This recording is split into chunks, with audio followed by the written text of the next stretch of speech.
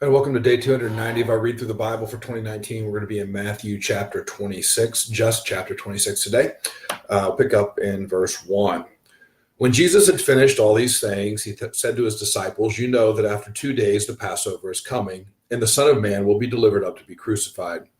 Then the chief priests and the elders of the people gathered in the palace of the high priest, whose name was Caiaphas, and plotted together in order to arrest Jesus by stealth and kill him.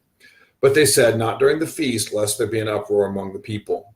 Now, when Jesus was at Bethany, in the house of Simon the leper, a woman came to him with an alabaster flask of very expensive ointment, and she poured it on his head as he reclined at table.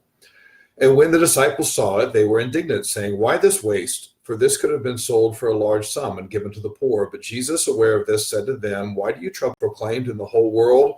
What she has done will also be told in memory of her." Then one of the 12, whose name was Judas Iscariot, went to the chief priests and said, "What will you give me if I deliver him over to you?" And they paid him 30 pieces of silver, and from that moment he sought an opportunity to betray Jesus. On the first day of unleavened bread, the disciples came to Jesus, saying, "Where will you have us prepare for you to eat the Passover?" He said, "Go into the city to a certain man and say to him, 'The teacher says, my time is at hand. I will keep the Passover at your house with my disciples.'" And the disciples did as Jesus had directed them, and they prepared the Passover. When it was evening, he reclined at table with the 12, and as they were eating, he said, "Truly I say to you, one of you will betray me."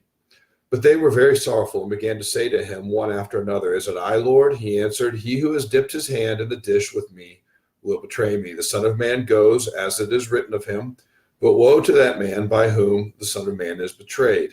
It would have been better for that man if he had not been born."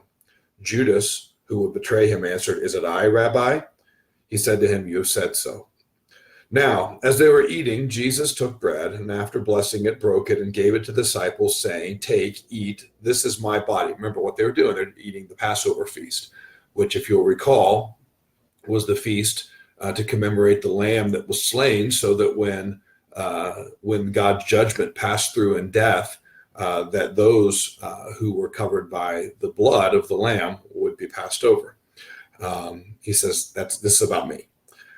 "Take, eat, this is my body." And he took a cup, and when he had given thanks, gave it to them, saying, "Drink of it, all of you, for this is the blood of the covenant, which is poured out for many for the forgiveness of sins. I tell you, I will not drink again of this fruit of the vine until that day when I drink it new with you in my Father's kingdom." And when they had sung a hymn, they went out to the Mount of Olives. Then Jesus said to them, "You will fall away because of me this night. For it is written, I will strike the shepherd, and the sheep of the flock will be scattered. But after I am raised up, I will go before you to Galilee." Peter answered him, "Though they all fall away because of you, I will never fall away." Jesus said to him, "Truly I tell you, this very night, before the rooster crows, you will deny me 3 times. Peter said to him, "Even if I must die with you, I will not deny you." And all the disciples said the same. Then Jesus went with them to a place called Gethsemane, and he said to his disciples, "Sit here while I go over there and pray."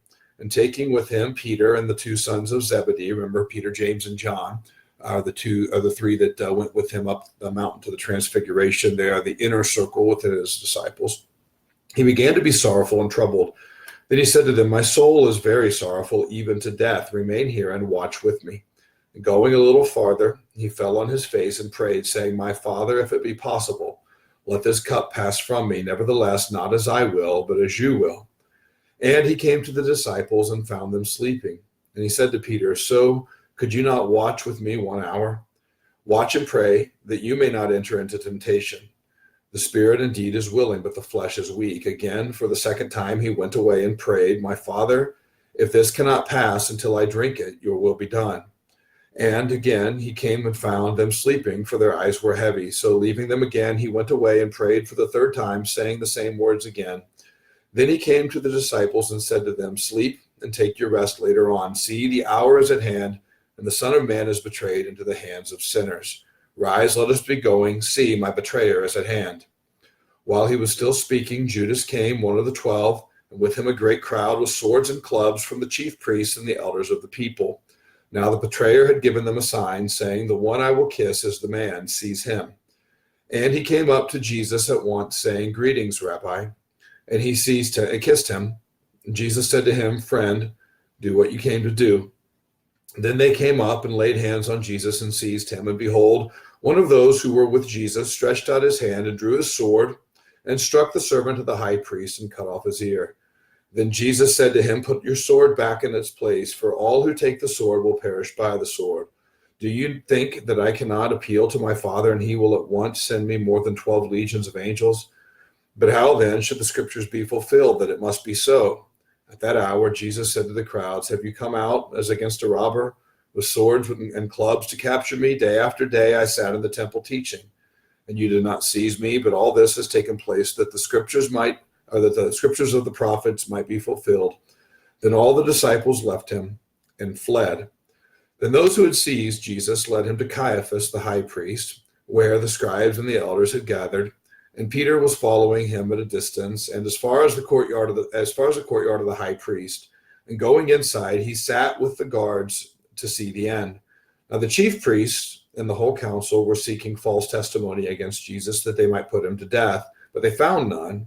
Though many false witnesses came forward, at last two came forward and said, "This man said, I am able to destroy the temple of God and to rebuild it in 3 days." And the high priest stood up and said, "Have you no answer to make? What is it that these men testify against you?" But Jesus remained silent.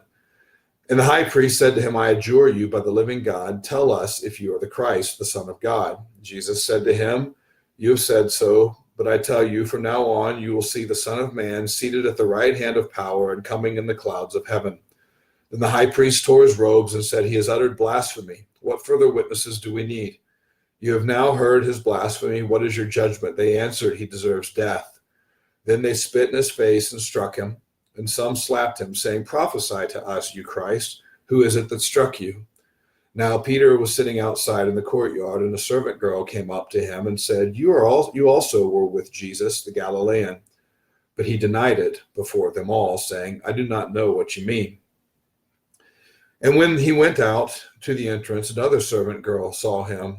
And she said to the bystanders, "This man was with Jesus of Nazareth." And he denied it with an oath, "I do not know the man." And a little while later, bystanders came up and said to Peter, "Certainly you too are one of them, for your accent betrays you." Then he began to invoke a curse on himself and to swear, "I do not know the man." And immediately the rooster crowed, and Peter remembered the saying of Jesus, "Before the rooster crows, you will deny me 3 times." And he went out and wept bitterly. All right, that's Matthew 26. We will finish the Gospel of Matthew tomorrow, 27 and 28. 28's relatively short chapter, and then we will pick up with the Gospel of Mark on Saturday. See you guys tomorrow.